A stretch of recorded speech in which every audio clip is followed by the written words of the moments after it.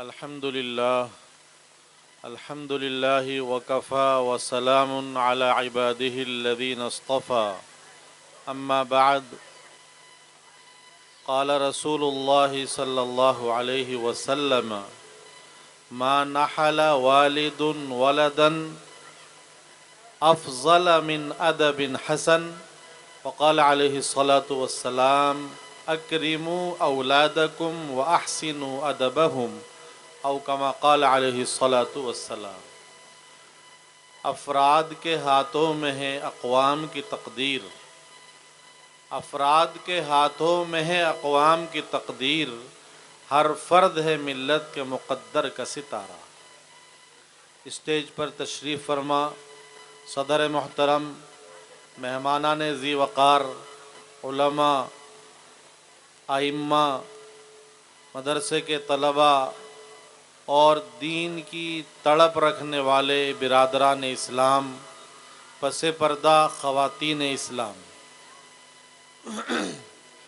آپ کا یہ ادارہ ماشاء اللہ ہر سال بڑے پرتپاک اور پرجوش انداز میں اپنی سالانہ تقریب منعقد کرتا ہے۔ اس بار بھی اس ادارے کی یہ سالانہ تقریب عظیم الشان طریقے پر انجام دی جا رہی ہے، اور آپ کے سامنے ابھی مجھ سے پیشتر ہم سب کے لیے محترم اور ہر دل عزیز شخصیت کے مالک جناب شمس تبریز صاحب قاسمی، ملت ٹائمز کے چیف ہیں، وہ آپ کے سامنے بہت پرمغز اور بڑی رہنما ہدایات پیش فرما رہے تھے۔ یہ ادارے اور یہ مدارس، صحیح بات یہ ہے کہ اس وقت میں ہندوستان میں مسلمانوں کے وجود اور ان کی بقا کے ضامن ہیں۔ اگر یہ ادارے ختم ہو گئے اور ان اداروں کو آپ جیسے غیور اور ملت کا درد رکھنے والے مسلمانوں کا ساتھ نہیں ملا تو پھر صورتحال ناقابل بیان ہو جائے گی۔ ابھی تو ہمیں اور آپ کو اس ملک میں اور دہلی میں اور اطراف دہلی میں کچھ اسلامی شکل و صورتیں نظر آتی ہیں، کرتے ٹوپی والے افراد نظر آ جاتے ہیں، داڑھی والے نظر آ جاتے ہیں، اور السلام علیکم کہہ کر اپنا تعارف کرانے والے نظر آ جاتے ہیں۔ اگر یہ مدارس خدا نخواستہ کمزور پڑ گئے اور دشمنوں کی سازش کا شکار ہو کر کے ختم ہو گئے تو پھر اس ملک میں اسلام کا نام و نشان اور مسلمانوں کی شناخت کسی حالت میں باقی نہیں رہ سکتی۔ حالانکہ اس ملک میں اسلام کی خدمت کے نام پر بہت سے افراد، بہت سی تنظیمیں، بہت سی جماعتیں، بہت سی جمعیتیں اور بہت سی NGOs کام کر رہی ہیں، لیکن اسلام کے صحیح تحفظ کا اور اسلام کو اس کی اصلی شکل میں باقی رکھنے کا جو ذمہ مدارس نے لے رکھا ہے، اس کی کوئی نظیر اور کوئی مثال نہیں ہے۔ ہمیں اور آپ کو ایسا لگتا ہے کہ یہ گلیوں میں چھوٹے چھوٹے جگہوں پر، تنگ مکانات میں اور گھنی آبادیوں میں یہ کیا خدمات انجام دیتے ہوں گے۔ آپ کو سالانہ کارکردگی پر اور سال بھر کی تعلیمی روداد اور نتائج پر نظر ڈال کر پھر حقیقت کی نظر سے فیصلہ کرنا چاہیے کہ یہ امت کو ان حالات میں کیا دے رہے ہیں، جبکہ امت ان مدارس سے اپنے آپ کو بہت دور رکھنے کی کوشش کر رہی ہے، لیکن یہ اہل مدارس، یہ خدام دین، یہ علماء، یہ حفاظ، یہ ذمہ داران مدارس کھینچ کھینچ کر، تلاش کر کر کے، لوگوں کا ذہن بنا کر کے معصوم بچوں کو لا کر مستقبل کی نسل تیار کر رہے ہیں۔ آپ سمجھتے ہو کہ یہ ادارے کچھ نہیں کرتے، آپ کو معلوم ہونا چاہیے ان اداروں کا کام آج بھی ایسے ہی جاری ہے اور ان کا فیض آج بھی ویسے ہی پہنچ رہا ہے جیسا کہ اب سے پہلے جاری تھا اور ان کا فیض جیسے پہنچا کرتا تھا۔ آپ جس علاقے میں، جس شہر میں اور جس ملک میں رہتے ہیں، کیا آپ کو کبھی یہ شکایت ملی کہ فلاں مسجد اور فلاں علاقے اور فلاں شہر میں اس مسجد کے لیے امام دستیاب نہیں ہے؟ کیا اماموں کی قلت کا احساس، اماموں کی کمی کا آپ کو کوئی شکوہ کہیں ہے؟ قرآن پڑھانے کے لیے چاہے گھر گھر جا کر کے پڑھانے والے ہوں اور چاہے اپنے در پر بلا کر قرآن پاک پڑھانے والے حفاظ اور خدام دین، کیا آپ کو یہ شکوہ ہونے دے رہے ہیں کہ ہمارے سماج میں حافظ ختم ہو گئے، تراویح میں قرآن پاک سنانے والے افراد دستیاب نہیں ہیں؟ یہ بات اگر قسم کھا کر کے کہی جائے تو غلط نہیں۔ آج بھی مساجد کی تعداد حفاظ کی تعداد کے مقابلے بہت کم ہے اور حفاظ کی تعداد مساجد سے سینکڑوں گنا زیادہ ہے۔ اسی طرح کیا آپ کو یہ شکوہ ہے کہ آپ کے علاقے میں کوئی معتبر مستند عالم دین نہیں ہے جس سے عوام اپنے مسائل میں اور اپنی مشکلات میں رہنمائی حاصل کر رہے ہیں؟ کیا آپ ایسا محسوس کرتے ہیں کہ علماء کی قیادت اور علماء کی شرعی رہنمائی آپ کے سر سے اٹھ چکی ہے؟ کیا آپ کو نکاح پڑھانے والے سہولت کے ساتھ میں دستیاب نہیں ہیں؟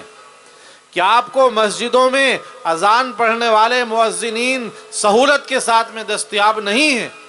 کیا آپ کی مسجدوں میں ممبر و محراب پر بیٹھ کر آپ کو واعظ و نصیحت کرنے والے واعظین، مبلغین اور مقررین آپ کی سماج میں کثرت کے ساتھ میں نہیں پائے جاتے؟ کیا آپ کے نومولود بچوں کے کانوں میں اذان پڑھنے والوں کی قلت کا شکوہ ہے؟ کیا آپ کو نکاح پڑھانے کے لیے علماء، قاضی اور نکاح خواں دستیاب نہیں ہیں؟ کیا آپ کی میتوں پر جنازے کی نماز پڑھانے کے لیے آپ کو 2 منٹ بھی انتظار کرنا پڑتا ہے کہ نماز پڑھانے کے لیے کوئی امام دستیاب نہیں ہے؟ نہیں، کہیں نہیں، کہیں نہیں۔ آپ کو کسی بھی جگہ، کسی بھی میدان میں، کسی بھی تقاضے پر اور کسی بھی موڑ پر یہ علماء، یہ مدارس اس بات کا ہرگز احساس نہیں ہونے دے رہے کہ علماء کی کمی پڑ گئی ہے، حفاظ کم ہو گئے ہیں۔ آپ کے دینی ہر تقاضے کو پورا کرنے کے لیے بر وقت یہ علماء تیار رہتے ہیں، اور یہ فیض ہے، خالصتاً فیض ہے مدارس کا، چاہے وہ جامعات ہوں، دارالعلوم ہوں، اور چاہے گلی محلوں میں چھوٹے چھوٹے چلنے والے ذاتی جگہ میں۔ کسی ایک ادارے سے اگر 40، 50 اور 30 حافظ بن کر کے نکل رہے ہیں، اور آپ پوری دہلی کا ٹوٹل کر کے دیکھیے کہ ایک سال میں دہلی کے مدارس امت کو کتنے قائدین، کتنے حفاظ اور کتنے علماء تیار کر کے میدان میں اور خدمت کے لیے پیش کر رہے ہیں۔ آپ کو اندازہ ہی نہیں ہے کہ یہ علماء بوریوں پر بیٹھ کر، چٹائیوں پر بیٹھ کر، سرد اور گرم کھا پی کر اور پہن کر ملت کی ہر ضرورت کو پورا کرنے کا عزم کیے ہوئے ہیں، اور اپنے عزم میں عملی اعتبار سے مسلسل آگے بڑھتے جا رہے ہیں۔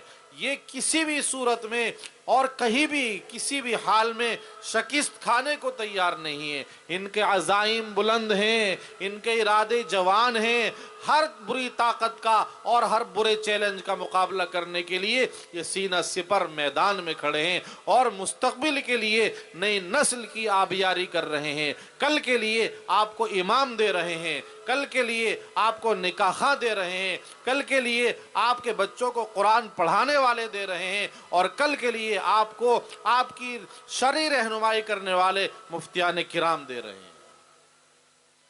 آپ سمجھتے ہیں کہ یہ مدارس کچھ نہیں کر رہے؟ اگر آپ 1 سال کے لیے ان مدارس کو بند کر لیں، تجربے کے لیے ان مدارس سے رشتہ اور ناطہ ختم کر کے دیکھ لیں تو آپ کو نکاح پڑھانے والے نہیں ملیں گے، آپ کو آپ کی مسجدوں میں نماز پڑھانے والے نہیں ملیں گے، آپ کے جنازے پڑے رہیں گے، ان پر نماز پڑھانے والے افراد نہیں ملیں گے۔ یہ مدارس کا فیض ہے، یہ مدارس کا فیض ہے جو آپ تک اور عوام تک اور ملت تک پہنچ رہا ہے۔ اور نہ صرف یہ کہ بچوں کے حوالے سے، بلکہ اب اس وقت میں جو بیداری کی لہر آئی ہے، ہمیں اب یہ شکایت نہیں ہے کہ ہمارے بچے پڑھتے نہیں ہیں، بلکہ ہمیں اب یہ فخر محسوس ہوتا ہے کہ پہلے تو صرف ہمارے بچے اور ہمارے لڑکے پڑھتے تھے، اب تو باقاعدہ منظم مکاتب کا نظام بنا کر کے بچیوں کی مستقل تعلیم کا، ان کی تربیت کا ایک اچھا انتظام آپ کے حوالے کیا گیا ہے۔ اب لڑکے بھی پڑھ رہے ہیں، لڑکیاں بھی پڑھ رہی ہیں۔ جس طرح لڑکے حافظ بن رہے ہیں، اسی طرح لڑکیاں بھی حافظ بن رہی ہیں، اور جس طرح لڑکے عالم بن رہے ہیں، اب اسی طرح لڑکیاں بھی عالم اور حافظ بن رہی ہیں۔ اور کہنے والے نے سچ کہا، اگر ہم لڑکیوں کو نہیں پڑھائیں گے، بچیوں کو نہیں پڑھائیں گے، تو ہمارے سماج میں اور ہمارے گھروں میں جس انقلاب کی ضرورت ہے اور جس تبدیلی کی ہمیں توقع ہے، وہ انقلاب اور تبدیلی ہمارا خواب تو ہو سکتا ہے، لیکن اس کی تعبیر ہمارے ہاتھ نہیں لگ سکتی۔ کہنے والے نے سچ کہا، مرد پڑھا فرد پڑھا، مرد پڑھا فرد پڑھا، خاتون پڑھی خاندان پڑھا۔ ایک آدمی پڑھتا ہے، گویا بس ایک آدمی اپنے علم کی روشنی میں زندگی گزار رہا ہے، اور اگر ہم نے کسی بچی کو پڑھا دیا، بچی اپنے گھر میں ہے تو اس کے علم کی روشنی اپنے گھر، اپنے ماں باپ کو پہنچ رہی ہے، اپنے چھوٹے اور بڑے بہن بھائیوں کو پہنچ رہی ہے، اور جب وہ بالغ ہو کر، بڑی ہو کر دوسرے گھر رخصت ہوتی ہے تو اب وہ اپنے شوہر کے لیے علم کے چراغ جلاتی ہے، اور اللہ نسلیں آگے بڑھاتا ہے، اولاد پیدا ہوتی ہے تو وہ اپنی بچوں کی پہلی معلمہ بنتی ہے، اور بچوں کے لیے وہ اپنے پہلے مدرسے کے طور پر خدمات پیش کرتی ہے، وہ اپنے پورے سسرال کے افراد کو دین کی روشنی میں زندگی گزارنے کا طریقہ اور سلیقہ سکھاتی ہے۔ اسی لیے کہا جاتا ہے، مرد پڑھا فرد پڑھا، خاتون پڑھی خاندان پڑھا۔ آج یہ ہمارے لیے بہت پر امید اور بہت حوصلہ افزا عمل ہے کہ ہمارے علاقوں میں، ہمارے شہروں میں اور ہمارے اس ملک میں مکاتب کا ایک بہترین سلسلہ جاری ہے۔ آپ اگر باقاعدہ سرکاری بجٹ چلا کر، اکٹھا کر کے، منظور کر کے، بڑے بڑے ادارے کھول کر، آپ علماء، حفاظ، قراء اگر تیار کرنا چاہیں تو بڑے بڑے سرکاری بجٹ اس کے سامنے فیل ہو جائیں گے، لیکن یہ کوڑی کوڑی اور پائی پائی اکٹھا کر کے میرے تیرے در پر جا کر، دکانوں پر جا کر لوگوں سے اللہ کی رضا کے لیے، قرآن کی اشاعت کے لیے اور آپ کی آخرت کو بنانے کے لیے آپ کے سامنے اپنے آپ کو پیش کر دیتے ہیں، اور جو حالات جیسے بھی آ جائیں، ہر حال میں وہ اپنے ان مدرسوں کو باقی رکھنے کے لیے پرعزم ہیں، کوششیں کر رہے ہیں۔ ہمیں اور آپ کو ان کا ساتھ دینا چاہیے، اور یہ ساتھ دینا اس معنی کر نہیں کہ آپ ان پر احسان کر رہے ہیں، بلکہ ان حضرات کا ملت پر اور امت پر جو احسان ہے، ہمیں ان کا احسان مند ہونا ہے، ہمیں شکر گزار ہونا ہے کہ انہوں نے قوم کو اور ملت کو قیادت کرنے والے، دینی رہنمائی کرنے والے، قرآن پڑھانے والے، نماز پڑھانے والے، خطابت کرنے والے، واعظ و نصیحت کرنے والے افراد کی ایک بڑی تعداد امت کے سامنے پیش کر دی ہے۔ آپ کے پاس ہی جاتے ہیں تو آپ سمجھتے ہیں کہ آپ کو پریشان کرنے کے لیے اور آپ کی خون پسینے کی محنت کی کمائی ہوئی محنت اور دولت کو وصول کرنے کے لیے آ گئے۔ ایسا نہیں ہے، آپ پر اللہ کی عطا ہے۔ آپ اگر مال کے مالک ہیں، آپ اگر صاحب نصاب ہیں اور اللہ نے آپ کو دولت عطا فرمائی ہے، آپ پر زکوٰۃ فرض ہے۔ جس طرح آپ پر زکوٰۃ فرض ہے، اس کا حساب لگانا فرض ہے، ایسے ہی آپ پر یہ بھی فرض ہے کہ آپ زکوٰۃ کے مستحق کو تلاش کر کے اس تک اس زکوٰۃ کو پہنچائیں۔ یہ فریضہ میرا نہیں تھا، یہ فریضہ محتمم کا نہیں تھا، یہ فریضہ مدرس کا نہیں تھا، یہ خدام دین کا فریضہ نہیں تھا، بلکہ یہ تو خود صاحب ثروت کا اور صاحب نصاب کا فرض تھا کہ وہ زکوٰۃ کا حساب لگائے اور علاقے میں، شہر سے باہر وہ مستحقین کو اور مصارف کو دیکھے اور پھر اپنی زکوٰۃ صحیح جگہ پر جا کر کے خرچ کرے۔ اس کا کتنا بوجھ اتارا در پر آ کر سائل نے، اس کا کتنا بوجھ اتارا در پر آ کر سائل نے، اور سخی یہ سوچ رہا ہے سائل پر احسان کیا۔ غلط فہمی ہے، احسان اس کا ہے جو آپ کے پاس آیا، آپ کی زکوٰۃ کو، آپ کی خیرات کو اور آپ کے اللہ کے لیے دیے ہوئے خون پسینے کی کمائی اور رقم کو وہ صحیح جگہ پر لے جا کر کے خرچ کر رہا ہے، یہ اس کا احسان ہے آپ پر۔ آپ اپنی زکوٰۃیں اپنے گھر پر رکھے رہیں، آپ اپنے مال کو گلا دیں، سڑا دیں، آپ کو اللہ کی عدالت میں اس کا جواب دینا ہوگا کہ ہم نے مال دیا، آپ نے مصارف پر نہیں پہنچایا، آپ نے غریبوں کو نہیں دیا۔ آپ کے مال میں غریبوں کا حق ہے، یتیموں کا حق ہے، مسکینوں کا حق ہے۔ یہ مدارس بڑا فیض ہیں اور ہماری اور آپ کی بڑی سپورٹ ہیں، یہ ہماری اور آپ کی نئی نسل کو نئی قیادت فراہم کرنے کا ذریعہ ہیں۔ اللہ معاف فرمائے اگر حالات بگڑتے رہے اور ہم مسلمانوں کی مدارس کے تعلق سے بے حسی اور بیزاری میں بھی اضافہ ہوتا رہا تو پھر بات کہنا بڑا مشکل ہے، زبان پر لانا ان حالات کا اور ان جملوں کا لانا بڑا مشکل ہے۔ ہمارے جنازے پڑے رہیں گے، نماز پڑھانے والے نہیں ہوں گے، ہم نکاحوں کے انتظار میں رہیں گے، ہمارے بچے اور بچیوں کو نکاح پڑھانے والے قاضی اور علماء دستیاب نہیں ہوں گے۔ قدر کر لیں، افراد کے ہاتھوں میں ہے اقوام کی تقدیر۔ یہ چھوٹے چھوٹے بچے یہ کل کا مستقبل ہیں آپ کے، یہ قوم کی قیادت ہے آپ کی۔ آپ آج ان کو بچہ سمجھ رہے ہیں، جس کے دستار آپ نے باندھی اب وہ بچہ نہیں رہا، وہ قوم کا قائد بن گیا۔ علماء نے اس کے علم پر اعتماد کر کے اس کے سر پر ہاتھ رکھ دیا، اس کو سند دے دی، اب وہ اس لائق بن گیا کہ وہ آپ کے سامنے دین کے پیغام کو پہنچا سکتا ہے، آپ کو قرآن سکھا سکتا ہے، آپ کو مذہب کی صحیح معلومات دے سکتا ہے۔ ان مدارس کی قدر کرو۔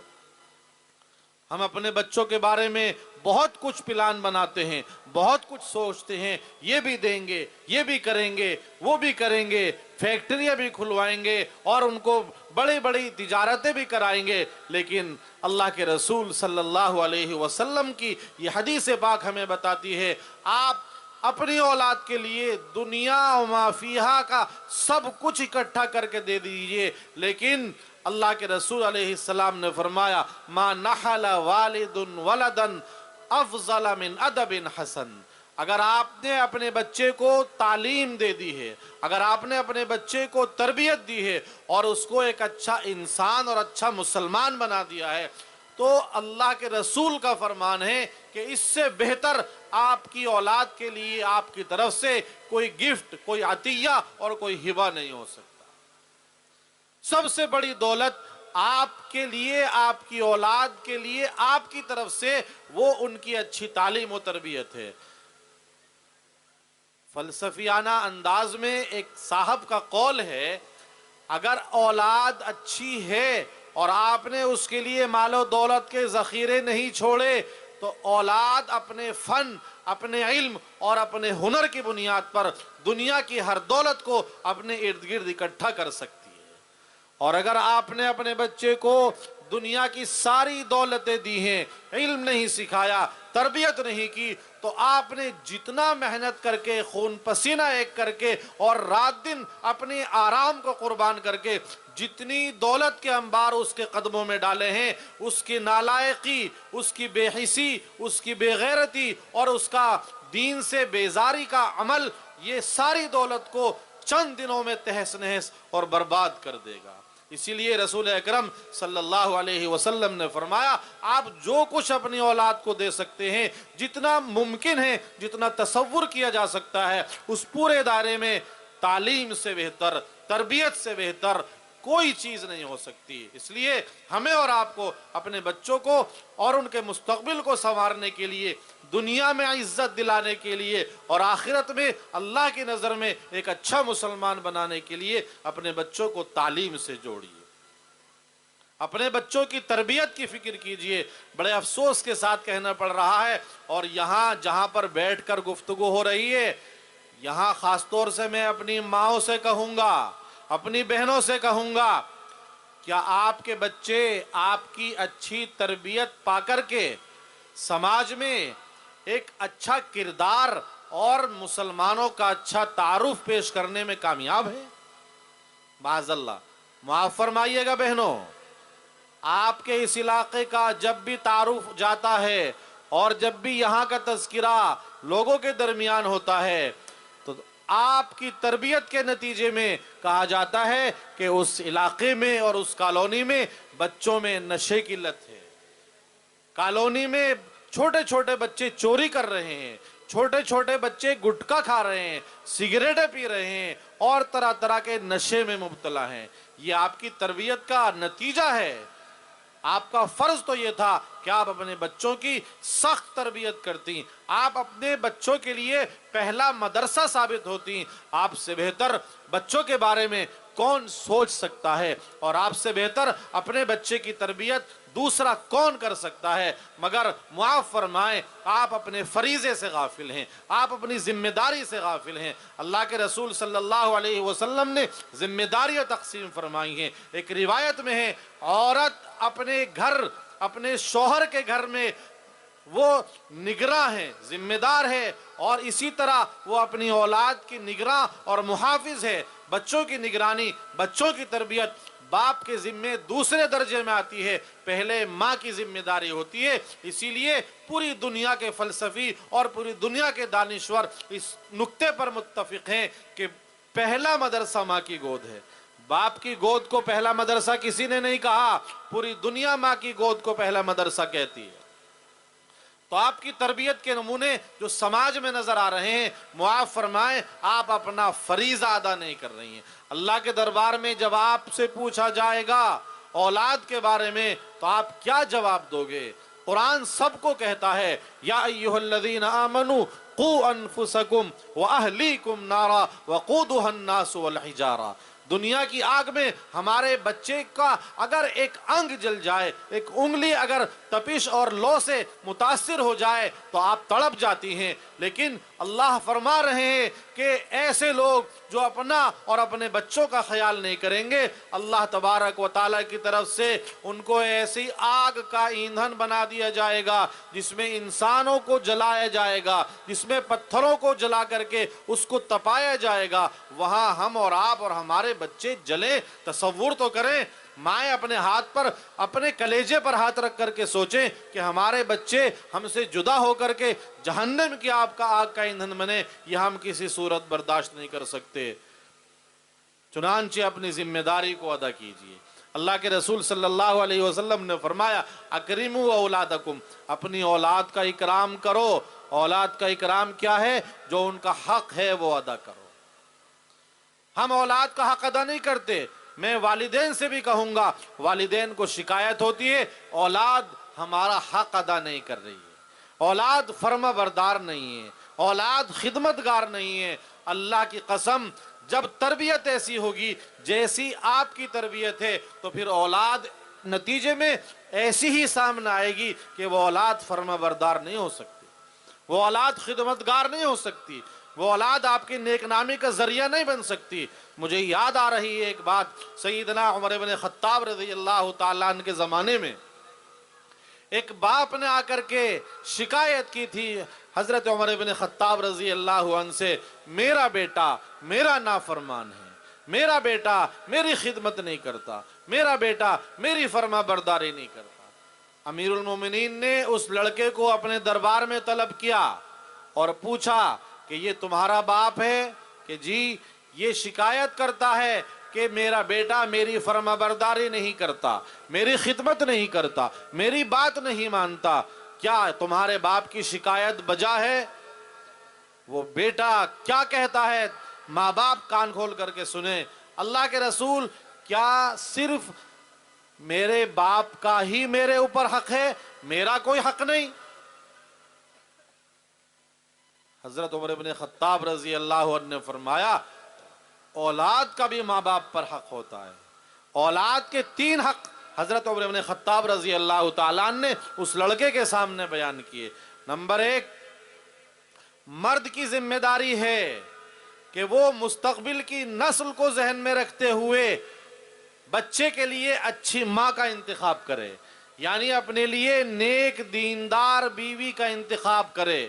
دیکھیے ابھی بچہ وجود میں نہیں آیا, عمر بن خطاب فرما رہے ہیں بچے کا حق ابھی سے شروع ہو گیا. جب آپ رشتوں کی تلاش میں نکل رہے ہوتے ہیں تو آپ کے سامنے بڑے سنہرے خواب ہوتے ہیں. آپ کو گاڑیاں چاہیے ہوتی ہیں, آپ کو لمبے چوڑے جہیز چاہیے ہوتے ہیں, آپ کو رقوم چاہیے ہوتی ہیں, لیکن آپ اس ذمہ داری اور اس حق سے غافل ہو جاتے ہیں کہ آپ اپنی نسل کو تیار کرنے کے لیے ابھی سے ان کے حق کی ادائیگی کا کیا انتظام کر رہے ہیں. حضرت عمر بن خطاب نے فرمایا کہ پہلا حق یہ ہے کہ ایسی عورت کا انتخاب کیا جائے جو بچوں کی صحیح تعلیم اور تربیت کر سکے, اور دوسرا حق بچے کا یہ ہے کہ اس کا اچھا نام رکھا جائے, اور تیسرا حق یہ ہے کہ اس کو اچھی تعلیم دلائی جائے. بیٹا کہتا ہے میرے باپ نے میرا ان 3 میں سے ایک حق بھی ادا نہیں کیا. میری ماں بنانے کے لیے جس عورت کو منتخب کیا وہ عورت تعلیم یافتہ نہیں, دیندار نہیں, بلکہ ایک باندی ہے, غیر تعلیم یافتہ ہے, غیر مہذب خاتون ہے. میرے باپ نے میرا یہ پہلا حق ادا نہیں کیا. اور پھر نام رکھنے کی باری آئی تو میرے باپ نے میرا نام بھی اچھا نہیں رکھا. علماء نے لکھا ہے کہ بیٹا بتاتا ہے کہ میرا نام جول رکھا ہے. جول کا مطلب گندگی میں, غلاظت میں, پاخانے میں گل سڑ کے جو کیڑا پیدا ہو جاتا ہے, عربی میں اس کے لیے جول کا لفظ استعمال ہوتا ہے. گبریلا اردو میں اس کا ترجمہ کیا جاتا ہے. آج کل ہماری اور آپ کی صورتحال بھی یہی ہے ناموں کے تعلق سے. ایسا نام چاہتے ہیں کہ دنیا میں کسی کا نہ ہو. امام صاحب سے بھی پوچھ کر امام کو بھی تھکا دیتے ہیں کہ اس کے کیا معنی, اس کے کیا معنی, اس کے کیا معنی. امام صاحب ایسا نام بتائیے کہ کسی کا نہ ہو. اللہ کی قسم ایسا کوئی نام ہو ہی نہیں سکتا کہ کسی کا نہ ہو. آپ نے کیا دنیا میں کسی ایسے بچے کو وجود بخشا ہے کہ دنیا میں اس جیسا کوئی بچہ نہ ہو؟ کیا حماقت کی بات ہے. ہمیں ہمارا مذہب جو رہنمائی دے رہا ہے ناموں کے تعلق سے, ہمیں اس کی طرف لوٹنا چاہیے. اللہ کو سب سے زیادہ پسند جو نام ہے وہ نام ہے جو اللہ کے نام کے ساتھ میں منسوب ہو کر بندگی اور عبدیت کا اظہار کرتے ہیں. اللہ کو عبداللہ نام سب سے زیادہ پسند ہے, عبد الرحمن سب سے زیادہ پسند ہے. اور پھر انبیاء کرام علیہم السلام کے ناموں پر نام رکھیے. حضور پاک علیہ السلام نے فرمایا کہ اپنے بچوں کے نام صالحین کے ناموں پر, نبیوں کے ناموں پر رکھیے. بچوں کا حق ادا نہیں کیا, نام بھی اچھا نہیں رکھتے. نمبر 3, بچے کو اچھی تعلیم نہیں دیتے. بیٹا کہتا ہے میرے باپ نے مجھے ایک لفظ تعلیم اور تربیت کے نام پر نہیں سکھایا. عمر بن خطاب نے جب بیٹے کی یہ گفتگو سنی تو جلال آ گیا. آپ ان کے مزاج سے اور ان کی دینی غیرت اور حمیت سے واقف ہیں. کھڑے ہوئے اور اس باپ کو جو شکایت کرنے کے لیے آیا تھا اپنے دربار سے بھگاتے ہوئے, ڈانٹتے ہوئے اس کو اپنے یہاں سے نکال دیا اور کہا کہ جو باپ اپنی اولاد کا حق ادا نہیں کرتا وہ کیسے امید کرتا ہے یا کیسے شکایت کرنے کا منہ رکھتا ہے کہ وہ اولاد اس کی فرما بردار ہو, اس کی خدمتگار ہو اور اس کے لیے نیک نامی کا ذریعہ بنے. ہم بھی غور کریں, کیا ہمارے لیے بھی اس واقعے میں کوئی عبرت ہے یا نہیں ہے؟